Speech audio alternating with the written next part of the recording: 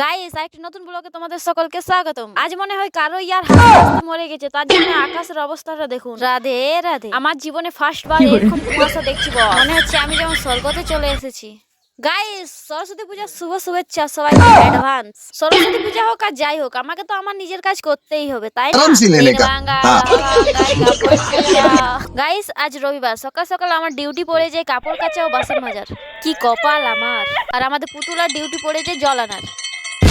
কিন্তু একই যত বড় না ছেলে তার থেকে বড় টলেই রে ভাই। মা তো ঘরে ছেড়াবুড়ি বস, তার জন্যই এত পরিপাটি। আর আমার এই বোনকে দেখুন বন্ধুরা, কুকুরকে প্রণাম করছে, ঝটপট প্রণাম বলে জয় শ্রী রাম।